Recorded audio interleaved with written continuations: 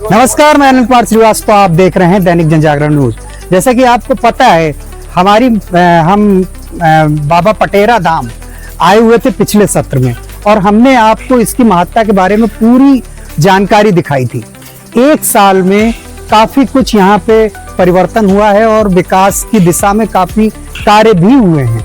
हमारे साथ पिछली बार भी होस्टिंग हमारे एडवोकेट आर्यन पाल जी ने की थी और इस सत्र भी होस्टिंग का जिम्मा आर्यन जी का है। सर, क्या है एक साल में जो परिवर्तन हुए उस पर क्या कहना चाहेंगे? देखिए अनिल जी, पहली बात तो बहुत बहुत स्वागत है दैनिक जनजागरण का। और मुझे लगता है कि बहुत से लोग भूल भी गए होंगे यहाँ के बारे में कि वीडियो हमारा पिछले साल पड़ा था, तो थोड़ा सा मैं उसको प्ले उसमें जाऊंगा, थोड़ा सा बैक में जाना चाहूंगा जी। और इस स्थान की महत्ता के बारे में हम जरूर बताना चाहेंगे आपको।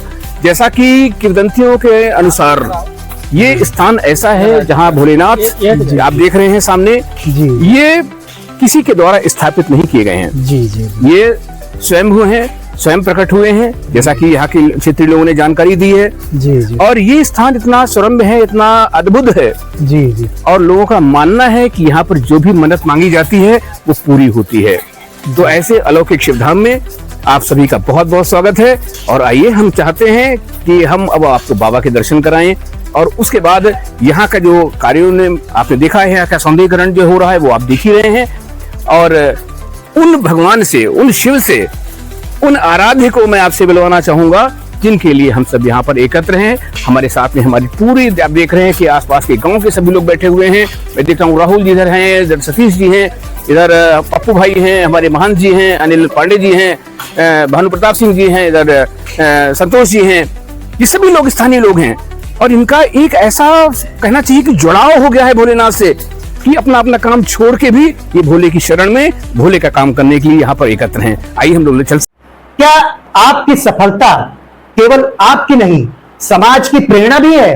तो जुड़िए ग्लोइंग डायमंड से दैनिक जनजागरण न्यूज की एक विशेष पेशकश। आपके संस्थान, व्यक्तित्व एवं प्रतिष्ठान को मिलेगा विशेष प्रोफेशनल वीडियो, प्रभावशाली प्रस्तुति, यूट्यूब, फेसबुक, एक्स और विभिन्न डिजिटल मंचों पर व्यापक प्रचार प्रसार। फिर हम मंदिर चलें जी, उससे पहले जानना चाहेंगे, जैसा कि यहाँ ग्रामीणों ने बताया कि इस सुंदर सुरम्य कुंड, हमारे कैमरामैन दिखाइएगा कुंड को सर, इसमें मान्यता है कि लोग चाहे चर्म रोग हो या इस तरीके के कोई रोग हो, जो भी स्नान करता है उसका मतलब एक तो मनोरथ तो पूर्ण होते ही हैं, साथ में उसके रोग दूर हो जाते हैं। तो इस कुंड की क्या महत्ता है, जरा दिखाइएगा कुंड हमारे। देखिए, जहाँ तक मैं देख पा रहा हूँ, ये आप देख रहे हैं सामने कुंड है जी। अब इसका जो है सौंदर्यीकरण भी हो चुका है, भगवान शिव यहाँ भी बीच में विराजमान है। हाँ हाँ। और लोगों के अनुसार, जैसा कि किंवदंतियां हैं, वो लोग बताते हैं, यहाँ के पुराने बुजुर्ग बताते हैं कि ये वो ऐसा अलौकिक कुंड है जी कि जहाँ पर स्नान करने से बहुत से रोगों से लोगों को मुक्ति मिल जाती है, विशेषकर चर्म रोगों से लोगों को मुक्ति मिलती है। तो इस कुंड की बहुत महत्ता है। मानना ये भी है कि जब हम भगवान भोलेनाथ का दर्शन करते हैं तो पहले इस कुंड में हम लोग आचमन करते हैं और उसके बाद तब हम इस शिवधाम में प्रवेश करते हैं। आप देख रहे होंगे सामने, आप देखिए, अगर आप देख रहे होंगे तो महिला स्नान गृह भी बनाया गया है जी। यहाँ की स्थानीय महिलाएं भी आती है, बाहर की महिलाएं भी आती हैं, वो भी स्नान कर सकती हैं और स्नान करके वो अपने आप को बिल्कुल धन्य महसूस करती हैं। और इसके बाद, आचमन करने के बाद हम सब लोग चलते हैं। सर, हम पिछली बार जब आए थे तो ये जो ऊपर हमारे छत सी है या पंखे हैं या ये जो कवर्ड एरिया है, ये कुछ नहीं था। तो भगवान की महिमा से ये कैसे चमत्कार हुआ? देखिए, सौंदर्यीकरण, मैंने कहा ना कि कोई सौंदर्यीकरण किसी व्यक्ति की तो हिम्मत है ही नहीं। ये तो भोलेनाथ अपने कार्य के लिए किसको चुनते हैं ये तो वो जाने। इस बारे में बहुत कुछ नहीं कहना चाहूंगा, लेकिन हमारे यहाँ के स्थानीय लोगों का, आदरणीय भानु प्रताप सिंह जी का और इधर जितने भी आप लोग हैं, हम सब लोग, इन सबका एक अलग सा सहयोग है, एक जुड़ाव है। एक मन में ऐसा लगता है कि मैं क्या कहूँ, क्या कर डालूं यहाँ के लिए। तो मैं तो यही कहूंगा, बस भोले की कृपा है और सब लोग लगे हुए हैं। आइए, सबसे गुजारिश है, आइए मंदिर चलते हैं। डायमंड स्टैंडर्ड और डायमंड प्रीमियम की सदस्यता लेकर अपनी पहचान को दीजिए नया आयाम। ग्लोइंग डायमंड, जो अपनी चमक से दूसरों के जीवन में उजाला भर दे। हमारा नंबर है 8800127319। आज ही संपर्क करें। सर, ये जो मंदिर है जी इसकी क्या महत्ता है? चलते चलते थोड़ा सा। जी, अब हम लोग अब शिवधाम की ओर चल रहे हैं। जी, भोलेनाथ के दरबार में हम लोग चलेंगे। यहाँ भोलेनाथ को नमन करते हुए हाँ, नमन करते हमने हुए प्रवेश कर लिया जी। है। और एक चीज तो यहाँ एक छोटा सा आप देख रहे हैं, यहाँ पर माता का स्थान है। जी, ये आप देख रहे हैं, यहाँ लोग सबसे पहले आते हैं, माता को प्रणाम करते हैं।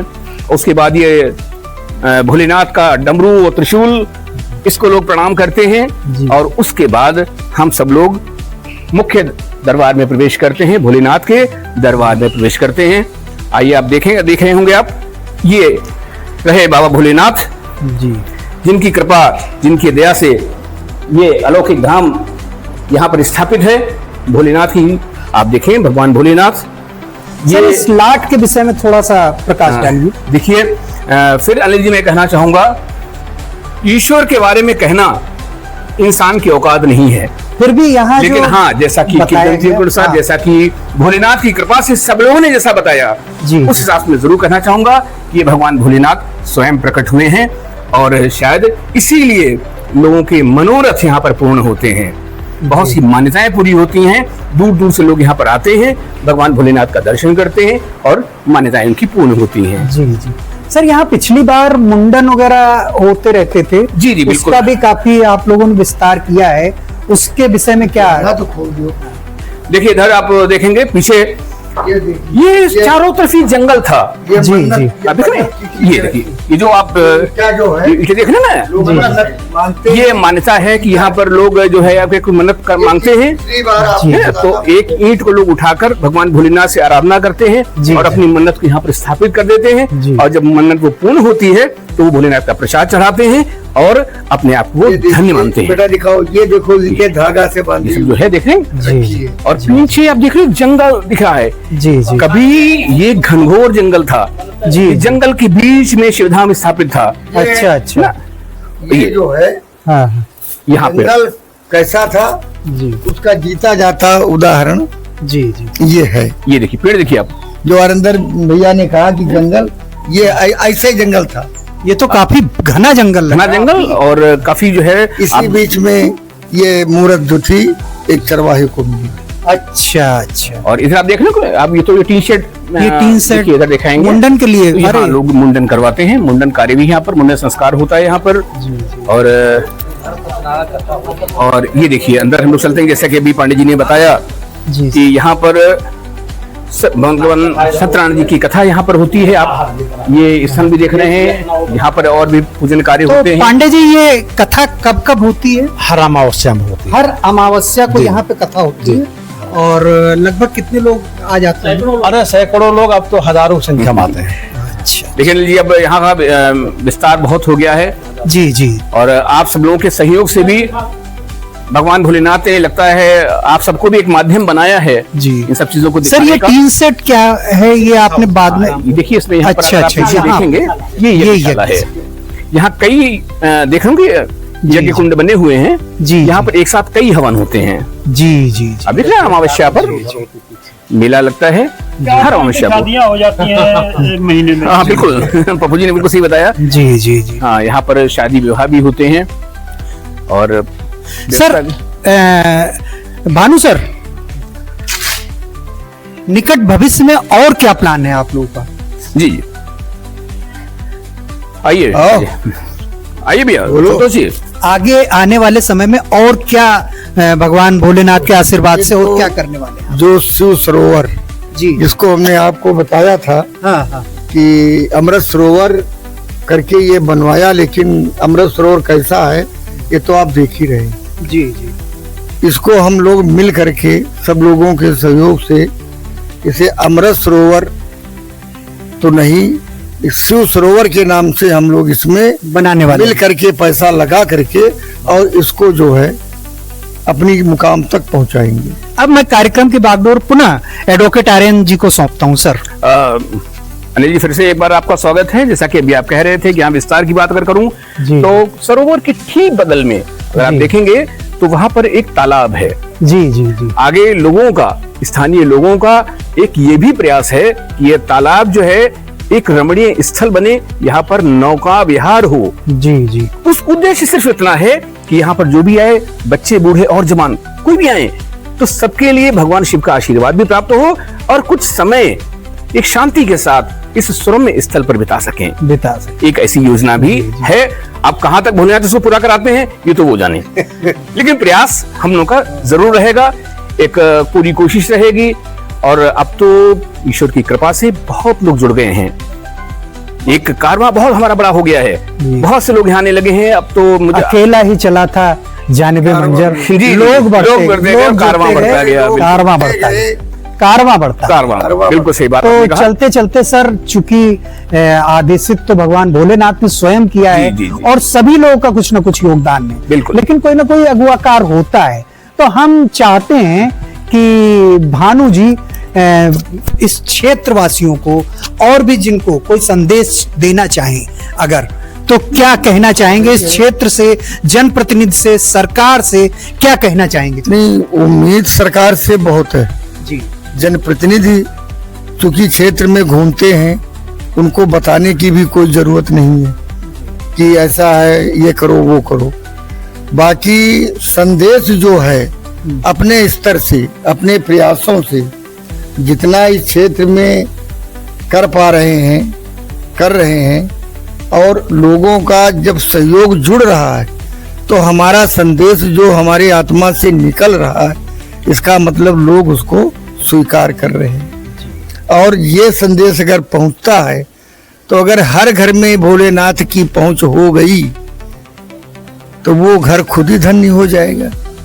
वो होगा, बच्चे होंगे, धीरे धीरे समाज ठीक होगा, आने वाली पीढ़ी को भी फायदा होगा। बाकी भोलेनाथ तो भोलेनाथ है। देखिए, हमारी बिल्कुल आपने सही कहा कि योजनाएं हमारी कहाँ तक फलीभूत होती हैं ये तो भोलेनाथ जाने। जी हम लोग का सबका प्रयास ये है, यहाँ के क्षेत्रवासियों का प्रयास ये है कि ये एक ऐसा स्थल बने जो कि लोग बाहर से आए, जब दूर दूर से लोग आए तो उन्हें एक मन की शांति मिले, उन्हें एक ऐसा लगे कि हाँ, हम ऐसे सुरम्य स्थल पर आए हैं जहाँ भोलेनाथ की कृपा बरस रही है। और मेरा विश्वास है, मैं इस उम्मीद के साथ में इस वीडियो को यहाँ पर समापन करना चाहूंगा कि जब अगली बार हम आप मिलें तो यहाँ का नजारा कुछ और बड़ा हो, यहाँ कुछ और चीजें बड़ी हो, और जिससे मुझे फक्र के साथ भोलेनाथ का आशीर्वाद से हम सब कह सकें कि जो आपसे हमारे ग्रामवासियों ने, आसपास के लोगों ने, हमारे साथियों ने जो बात कही वो आज फलीभूत हो रही है। इसी के साथ साथ मैं चाहूंगा कि फिर मिलेंगे अगले वीडियो में भोलेनाथ की कृपा के संग संग। हर हर महादेव, हर हर शिव। ये जरूर प्रभु जी से कहेंगे, दरबार में खड़े हैं, कि अगली बार जब आए आप तो हम आपको इसी सरोवर में आपका नौका विहार क्या बात है, क्या बात करते हुए आपको दिखाएं। तो आप सुन रहे थे भोलेनाथ से एडवोकेट आर्यन जी के होस्टिंग में पूरा कार्यक्रम आपने देखा, अंत तक देखा। सौभाग्य की बात यह है कि पावन सावन के महीने में आपने इस पटेरा धाम की महत्ता एक बार पुनः देखी, सुनी, पढ़ी। इसी के साथ हम चलते हैं, मिलते हैं अगले वीडियो में। तब तक के लिए धन्यवाद, नमस्कार।